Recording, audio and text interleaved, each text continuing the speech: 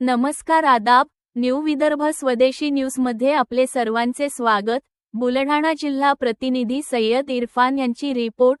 वारे बहादर ग्रामपंचायत अधिकारी 12 लाखाची रक्कम स्वतःच्या व पत्नीच्या खात्यात वळती। भ्रष्टाचार करायला नियत खराब लागते आणि पचवायला अक्कल लागते।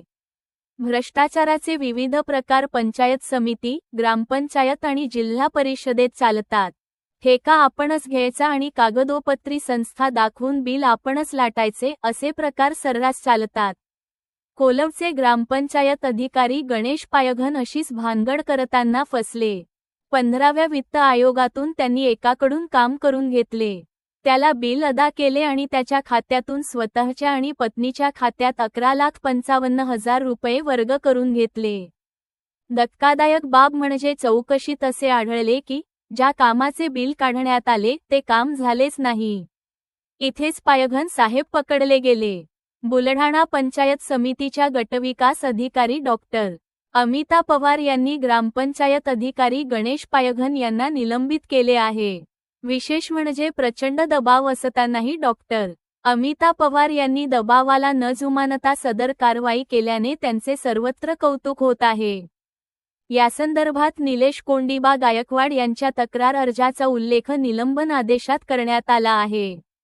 आदेशात नमूद आहे की गणेश पायघन, ग्रामपंचायत अधिकारी कोलवड यांचे विरुद्ध गैरवर्तणुकीबाबत तक्रार प्राप्त झाल्याने केलेल्या चौकशीमध्ये चौकशी अधिकारी समितीने दाखल केलेल्या अहवालानुसार गणेश पायघन, ग्रामपंचायत अधिकारी कोलवड यांनी शासकीय सेवेत कार्यरत असताना 15वा वित्त आयोगासंदर्भात प्राप्त निधीचा दुरुपयोग व अपव्यय केल्याबाबत संदर्भी तक्रार अर्जात नमूद करण्यात आले आहे।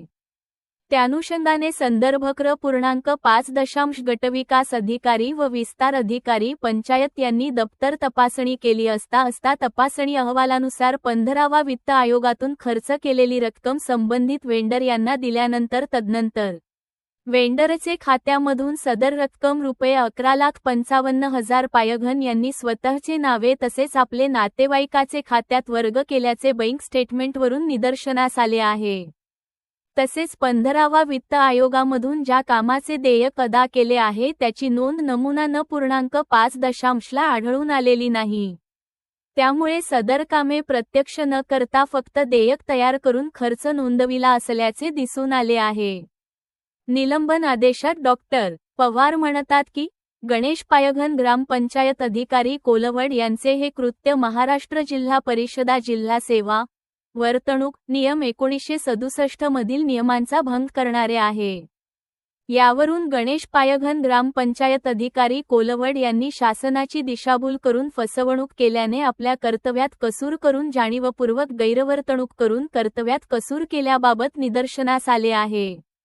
महाराष्ट्र जिल्हा परिषद सेवा वर्तणूक नियम 1964 मधील कलम 3 मधील तरतुदीनुसार गणेश पायघन, ग्रामपंचायत अधिकारी कोलवड यांना निलंबित करण्यात आले आहे।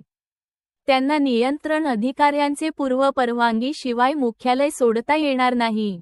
परवानगीशिवाय मुख्यालय सोडल्यास ती त्यांची गैरवर्तणूक ठरेल, अशा गैरवर्तणुकीस ते कारवाईस वेगळ्याने पात्र ठरतील।